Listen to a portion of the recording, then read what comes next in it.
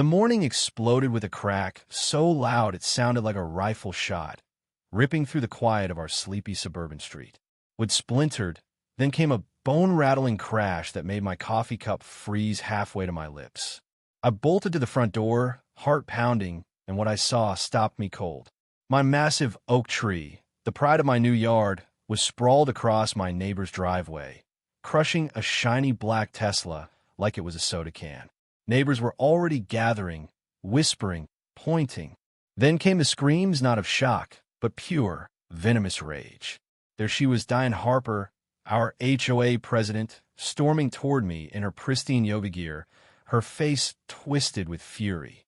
"You did this on purpose," she shrieked, her finger jabbing at me like a dagger. "This is your fault, and you're paying for every damn penny of my car."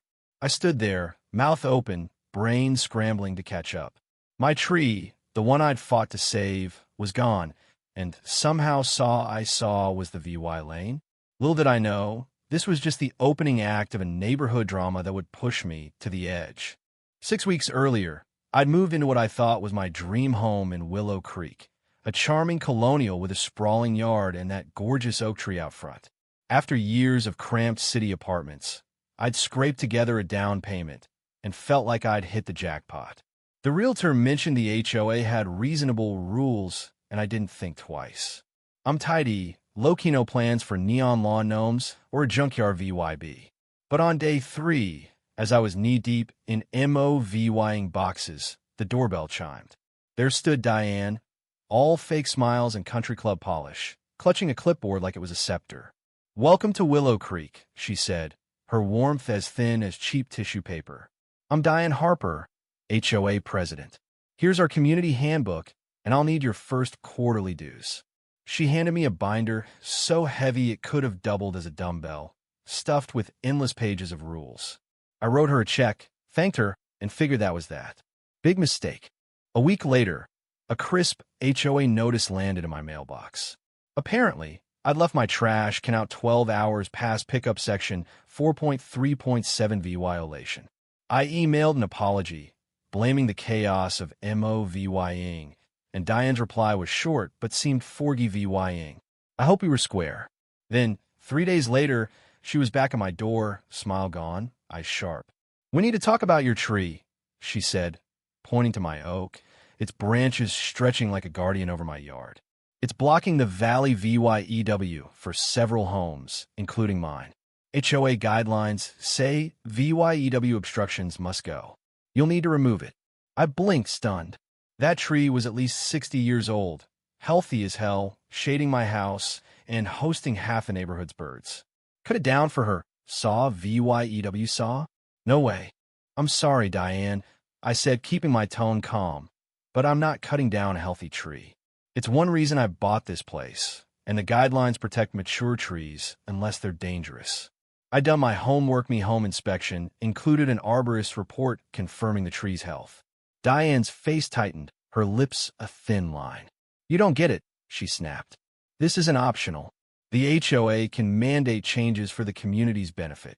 I held firm, citing the rules back at her. She didn't say another word, just spun on her heel and marched off, her posture screaming trouble. I had no clue I'd just lit the fuse on a war. The next 2 weeks were a masterclass in petty vengeance. Diane hit me with a noise complaint about my AC unit too loud at night, apparently. Then my mailbox was deemed a half-inch too short. My trash cans got another citation for being VY Cybele through a tiny fence gap. Each notice demanded a written response and threatened fines. Neighbors gave me awkward smiles before scurrying away, and I soon learned why. Diane was untouchable.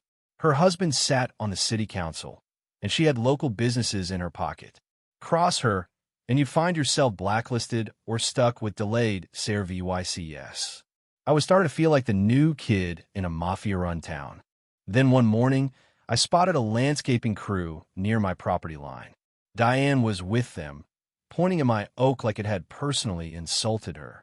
That evening, I came home to a massacre. The east side of my tree was hacked to pieces, branches gone, cuts so sloppy the tree looked like it had been attacked with a chainsaw. I called an arborist, who confirmed the damage was reckless, potentially destabilizing the whole tree. Furious, I filed a police report for trespassing and property damage, snapped photos, and emailed the HOA board with everything. Diane's reply was pure gaslighting. She denied involvement, claiming it was routine maintenance on overhanging branches. I wasn't buying it. 2 days later, I pulled into my driveway and froze. My oak was saw, not trimmed obliterated, just a raw stump where my tree had stood that morning, with chips scattered like confetti. A neighbor said a tree sare VYC had been there, and he assumed I'd okayed it. I was gutted. Who the hell cuts down someone else's tree? That night, an anonymous envelope appeared in my mailbox. Inside was a receipt from Fast Chop Tree Sare VYC for Remo VYing a hazardous oak and my address, signed by Diane as an HOA representative. My blood boiled. I dove into research and learned about tree law. Yes, it's real. Unauthorized removal of a mature tree could cost 3 to 5 times its value, and a 60-year-old oak like mine was worth at least due law $50,000. I lined up meetings with 3 attorneys, ready to fight. But fate had other plans. At 7:32 the next morning, as I sipped coffee and plotted my next move, a sickening crack split the air, followed by a crash that shook the house.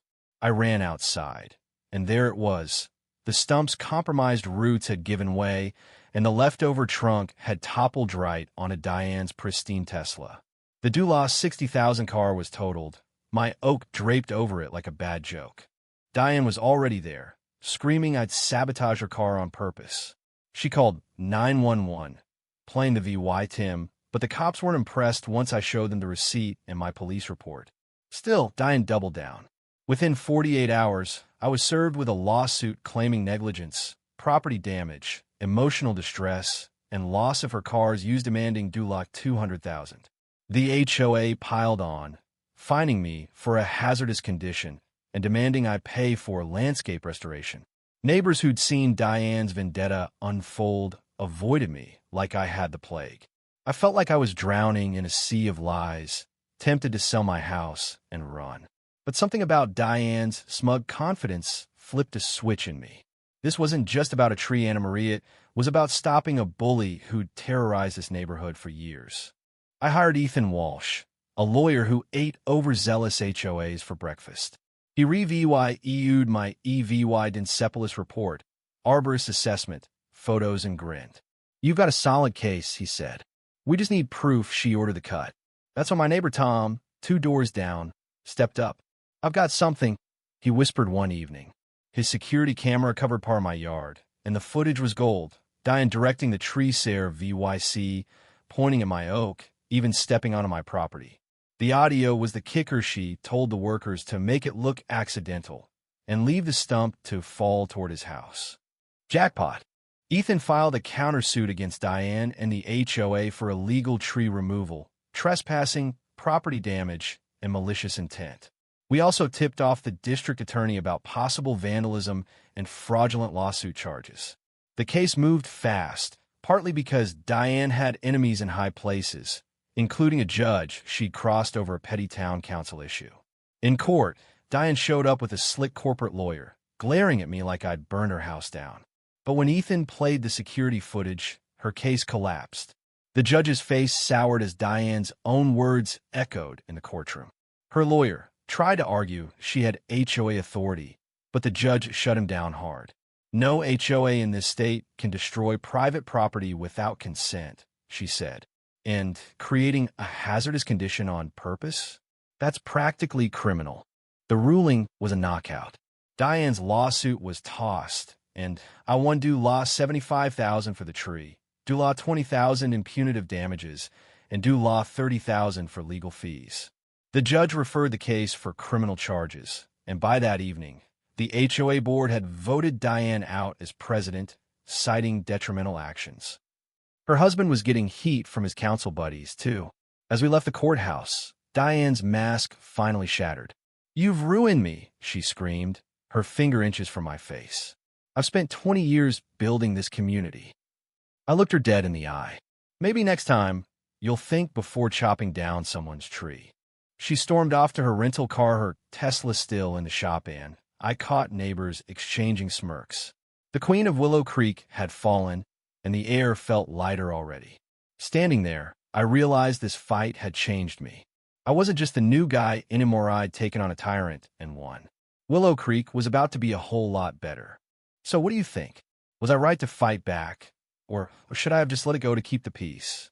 Could Diane have had a point about the tree blocking VYUs? Or was she pure power hungry? And what would Saw You Saw do if your neighbor pulled something like this? Drop your thoughts below, hit that like button if you're Team Oak Tree, and subscribe for more wild neighborhood tales.